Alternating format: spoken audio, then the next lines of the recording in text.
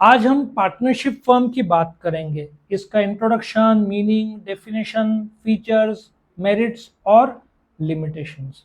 Now सबसे पहले तो समझो पार्टनरशिप किसको बोलते हैं और कैसे शुरू होता है। बड़े ध्यान से सुनना।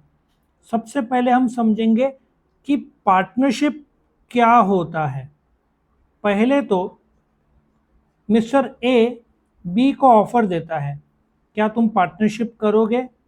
बी बोलता है हाँ, मैं पार्टनरशिप करूंगा। So what is happening now? A ने ऑफर दिया, बी ने एक्सेप्ट किया, तो क्या हुआ? It amounts to what? Agreement. मैंने ऑफर दिया, तुमने एक्सेप्ट किया बिजनेस करने का, so what happens? That is an agreement. Partnership इस एग्रीमेंट से बनता है। अच्छा, ये एग्रीमेंट ओरल भी हो सकता है, बोल के, रिटर्न भी हो सकता है। सो पार्टनरशिप एग्रीमेंट के वजह से शुरू होता है। ये एग्रीमेंट में दो चीज क्या है? एक ऑफर देता है, दूसरा एक्सेप्ट करता है। ये एक्सेप्टेंस, ऑफर प्लस एक्सेप्टेंस को क्या बोलते हैं? एग्रीमेंट। पार्टनरशिप इसका जन्मदाता है। जो धंधा है उसमें जो चलाते हैं लोग, उनको क्या बोलेंगे हम? पार्टनर्स। ठीक है। और एक दो तीन चार, ये चारों को जोड़ दो तो क्या बन जाएगा? Partnership firm. और तुमने सुना है ए बी एंड सन्स नाम, ये हो गया फर्म का नाम। चार चीजें हैं। पहला, पार्टनरशिप क्या है? It is the result of an agreement. जो मालिक है पार्टनरशिप बिजनेस का, उसको क्या बोलेंगे? पार्टनर्स। मालिक पार्टनर्स है। इंडिविजुअली पार्टनर्स, ग्रुप में क्या बोलेंगे? Partnership firm. और जिस नाम से वो लोग ऑपरेट करते हैं उसको क्या बोलेंगे? Firm name. और जो धंधा करते हैं उसको क्या बोलते हैं? Partnership business. समझ में आया? सो बिजनेस जिसमें कम से कम दो लोग लगेंगे, ठीक है, उसको क्या बोलेंगे? पार्टनर्स। अब मिनिमम मैक्सिमम सब नंबर में हम आएंगे। पार्टनर्स क्या करते हैं? प्रॉफिट एंड लॉसेस शेयर करते हैं, मिल बांट के बिजनेस करते हैं। ये पार्टनरशिप एक्ट 1932 जो कायदा लागू होता है पार्टनरशिप पे, वो कौन सा है? इंडियन पार्टनरशिप एक्ट 1932, जिसके तहत पार्टनरशिप एक रिलेशन है लोगों के बीच जिन्होंने साथ में मिलकर धंधा करने का डिसाइड किया है। उनका ऑब्जेक्टिव प्रॉफिट है। जो तीन चार पार्टनर सब मिलकर करेंगे, या तो फिर एक दो जन करेंगे, एक दो जन नहीं करेंगे, बट कैपिटल लगाएंगे, वो भी पॉसिबिलिटी है। आया समझ में? जो आदमी बिजनेस करता है उसको बोलेंगे पार्टनर। मिलकर उस पार्टनर को क्या बोलेंगे? Partnership firm. जिस नाम से वो लोग ऑपरेट करते हैं उसको क्या बोलते हैं? Firm name. और पार्टनरशिप क्या है? एग्रीमेंट है। अच्छा, जब तुमने कॉलेज में एडमिशन लिया तो कौन से डॉक्यूमेंट सबमिट किए? आधार कार्ड, फिर लिविंग सर्टिफिकेट। तो पार्टनरशिप के रजिस्ट्रेशन यदि होता है, कौन करता है? Register of partnership. तो यदि रिटर्न में है तो तुमको एक डॉक्यूमेंट सबमिट करना पड़ेगा, उसको पार्टनरशिप डीड बोलते हैं। कि हम दो लोग मिलकर पार्टनरशिप करना चाहते हैं। ये रिटर्न डीड मतलब दोनों ने कितना कैपिटल लगाया, कितना प्रॉफिट शेयरिंग रेशियो है, कौन मैनेज करेगा, कायदे क्या है, आपस में क्या डिसाइड किए, उसको पार्टनरशिप डीड बोलते हैं। ये रजिस्ट्रेशन के टाइम में सबमिट करना पड़ता है। आधार कार्ड के लिए क्या लगता है? लाइट बिल लगेगा, प्रूफ ऑफ एड्रेस लगेगा। तो पार्टनरशिप डीड दो या ज्यादा पार्टनर्स के बीच का आपस का समझौता, आपस का एग्रीमेंट है। जैसे क्रिकेटर्स, भाई तू बैटिंग करेगा, मैं बॉलिंग करूंगा, एक विकेट कीपिंग करेगा, हुआ एग्रीमेंट। आया समझ में? सो ये एग्रीमेंट ओरली बाद में बोलूंगा, मैंने एग्रीमेंट किया नहीं था, मैंने गलत बोल दिया, झूठ बोल दिया। प्रूफ क्या है? रिटर्न प्रूफ क्या है? तो इसलिए रिटर्न प्रूफ होना जरूरी है। आया समझ में? फीचर्स, सबसे पहला फीचर क्या है? Partnership is the result of an agreement. वहां पे लिख सकते हो सेक्शन 5 पार्टनरशिप एक्ट 1932। किसके बीच रिटर्न एग्रीमेंट है? दो या ज्यादा लोगों से। वो एग्रीमेंट, पार्टनरशिप कैसे बनता है? Due to agreement. What is agreement? Offer plus acceptance. ठीक है। उस एग्रीमेंट में दो भाग है, एक ओरल और एक रिटर्न। रिटर्न रहा तो क्या बोलते हैं? Partnership deed. वैसे भी महाराष्ट्र में ओरल एग्रीमेंट नहीं चलता। महाराष्ट्र में रजिस्ट्रेशन कंपलसरी है। दो जन मिलकर बोलते हैं हम धंधा कर रहे हैं without registration, Maharashtra government allow नहीं करता। वो क्या करना पड़ता है? रजिस्ट्रेशन करना पड़ता है। ठीक है। औरंगाबाद में वो ऑनलाइन सबमिट करके हो जाता है registration. Joint ownership, partnership jointly धंधा चला रहे हैं, सारा का सारा प्रॉपर्टी जॉइंटली मालिक है। वो पर्सनल यूज नहीं कर सकते बिजनेस के लिए जॉइंटली। फॉर एग्जांपल, एक 5 लाख रुपए का संपत्ति है, 2 पार्टनर है, तो दोनों 2.5-2.5 लाख के मालिक, लेकिन वो पार्टनरशिप का संपत्ति पार्टनरशिप के यूज के लिए होना चाहिए, पर्सनल यूज के लिए नहीं। जॉइंट मैनेजमेंट, अच्छा जॉइंट मैनेजमेंट ऐसा है कि हर एक पार्टनर को अधिकार है to jointly participate in the management. 2 partner है, अच्छा ए और बी बोलता है कि दूसरा पार्टनर लेकर आते हैं सी, ए मना कर देता है, तो ला सकते हैं? The answer is no. Management जब जॉइंटली करते हैं तो सबने एग्री किया तो ही नया पार्टनर आ सकता है, वरना नहीं आ सकता। आया समझ में? सो ये लोग जॉइंटली पार्टिसिपेट करते हैं इन the management of the business. चौथा, लॉफुल बिजनेस। इलीगल और लॉफुल में फर्क समझो। अनलॉफुल, इलीगल में तुम जो ड्रग्स रहता है, जो गांजा है, वो लीगली बेच नहीं सकते, वो मेडिसिनल यूज के लिए अलाउड है। जो लोग खरीदते हैं और कंज्यूम करते हैं वो सब इलीगल है। लीगली इंडिया में, अमेरिका में भी कुछ स्टेट्स में अलाउड है, कुछ स्टेट्स में नहीं। सो यदि कोई धंधा बोलता है मैं गांजा बेचूंगा, लीगली वो अलाउड नहीं है।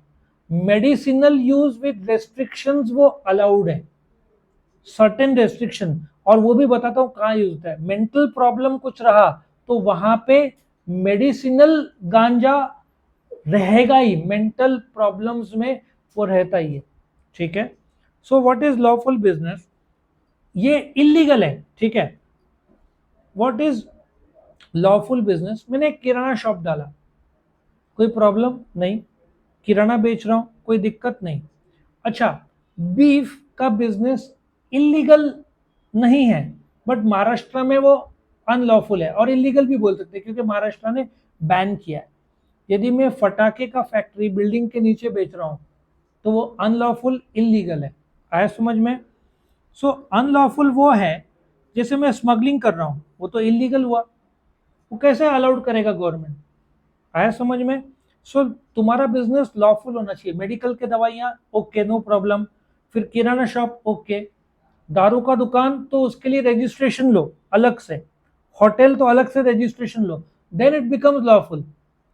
अच्छा, महाराष्ट्र में alcohol can be sold, but Gujarat में बैंड है, तो जो लॉफुल महाराष्ट्र में है वहां पे क्या हो जाता है? अनलॉफुल हो जाता है। सेम चीज, बीफ महाराष्ट्र में बैंड है बट हैदराबाद में अलाउड है, तो वहां पे क्या हो जाएगा? लॉफुल। यहां पे क्या हो जाएगा? अनलॉफुल। लायबिलिटी, यहां पे लिखो सेक्शन 25। ये क्या होता है? लाख रुपए का संपत्ति है, धंधा बंद हो गया, 70,000 रुपया का संपत्ति बेच के, लाख रुपए का लायबिलिटी है, 70,000 रुपए का संपत्ति है, बेचा, 70,000 आया, अभी भी कितना देना बाकी है? 3 पार्टनर है, सबको कितना लाना पड़ेगा घर से? 10,000। मीन्स धंधे का संपत्ति कम पड़ा तो पैसा कहां से लाना पड़ेगा? घर से। इसको हम बोलते हैं अनलिमिटेड लायबिलिटी। और 3 में से 10 10 10 3 को लाना पड़ेगा, ठीक है। उसमें भी एक पार्टनर डूब गया, नहीं ला पाया, तो फिर ए और बी को लाना पड़ेगा। तुमको देना ही देना है लाख रुपया, धंधा को लॉस हो गया, कर्जा है, कम पड़ रहा है, 3 में से एक पार्टनर डूब गया तो बाकी 2 को तीसरे का भरना पड़ेगा। सो अनलिमिटेड लायबिलिटी मतलब मैं संपत्ति बेच के कर्जा लौटाऊंगा, फिर भी कम पड़ता है तो पार्टनर को घर से लाना पड़ेगा, उसमें से भी एक पार्टनर का कम पड़ता है तो रिमेनिंग पार्टनर्स को डूबा हुआ पार्टनर का पैसा कंट्रीब्यूट करना पड़ेगा। इसको अनलिमिटेड जॉइंट एंड सेवरल बोलते हैं, सेक्शन 25। आया समझ में? नंबर ऑफ पार्टनर्स, मिनिमम कितने होते हैं? 2, मैक्सिमम कितने होते हैं? 50, एज पर पार्टनरशिप एक्ट 1932। आया समझ में? नंबर दिया है, और ज्यादा नंबर चाहिए तो better go to company. Partnership पे एक लिमिटेड नंबर है, तुम उसको क्रॉस नहीं कर सकते as per the act. Next, principal agent relationship.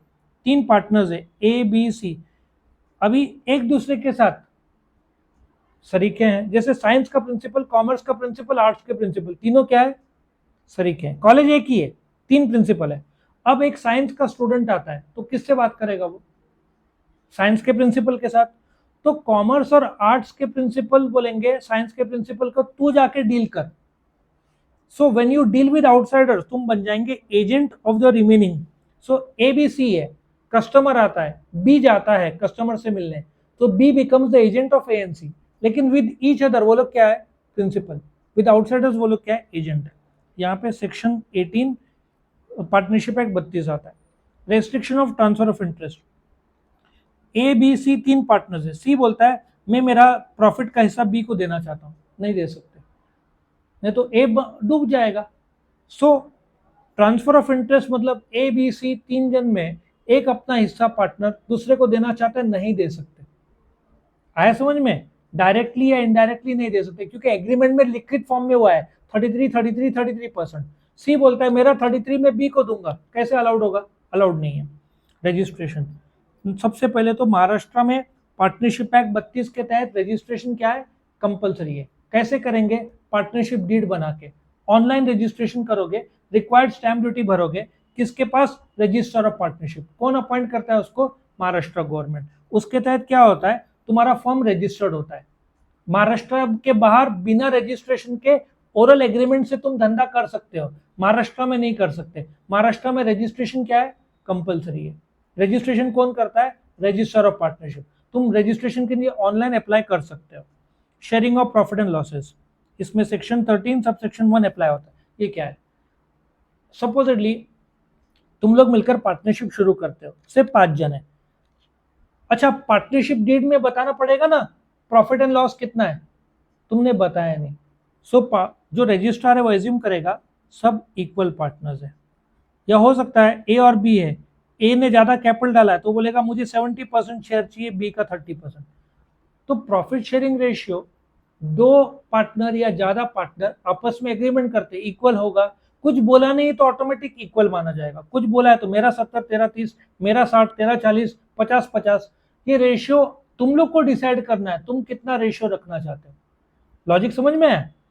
Partnership का जो प्रॉफिट है वो पार्टनर्स डिसाइड करेंगे। दो पार्टनर है तो इक्वल रखना है कि मैं कैपिटल ला रहा हूं तू मैनेज करेगा, बट मेरा कैपिटल 10 लाख रुपए ला रहा हूं तू 0 ला रहा है तो मेरा 60%, तेरा सिर्फ 40%। आ रहा समझ में? जब प्रॉफिट होगा तो कितना बांटना है वो पार्टनर्स आपस में डिसाइड करेंगे। ठीक है, आगे बढ़ते हैं। Next 11th, termination of partner. ठीक है, अब पार्टनर हाँ, सो जो अभी हम डिस्कस कर रहे थे शेयरिंग ऑफ प्रॉफिट, तुमको रिटर्न फॉर्म में, अच्छा ओरल एग्रीमेंट में मैंने बोला कि झूठ बोल रहा है, कोर्ट केस तो साफ बोल देगा, प्रूफ दिखाओ। प्रूफ कहाँ है? प्रूफ तो लगेगा ना, प्रूफ इन राइटिंग। इसलिए एग्रीमेंट क्या होना चाहिए? हमेशा रिटर्न में होना चाहिए। इसलिए महाराष्ट्र में कंपलसरी कर दिया रिटर्न। मैं बोलूंगा प्रॉफिट शेयरिंग मेरे को तो 40 बोला था, कोर्ट बोलेगा डॉक्यूमेंट दिखाओ। डॉक्यूमेंट को क्या बोलते हैं? Partnership deed. वो रजिस्ट्रेशन के टाइम सबमिट करना पड़ता है। ठीक है, तो वो प्रूफ बन जाता है कोर्ट ऑफ लॉ में। टर्मिनेशन ऑफ पार्टनर, एक पार्टनर अपने आप रिजाइन कर सकता है इन राइटिंग देके, या फ्रॉडलेंट एक्टिविटी में, बाकी भी हटा सकते हैं। सो पार्टनरशिप को विदाउट फ्रॉड कोई ऐसे रिमूव नहीं किया जा सकता। ठीक है, और नया पार्टनर ए बी सी है, सी बोलता है मुझे डी चाहिए, जब तक ए बी नहीं माने नहीं आ सकता डी। तीनों ने हाँ बोलना चाहिए तो ही डी आएगा, वरना नहीं। और सी खुद की मर्जी से इन राइटिंग नोटिस देके छोड़ सकता है, लेकिन ए और बी ऐसे हकाल नहीं सकते। ठीक है, डिसोल्यूशन, डिसोल्यूशन में दो होता है।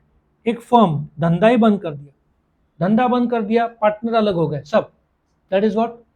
Dissolution of partnership firm. Dissolution of partners में क्या होता है?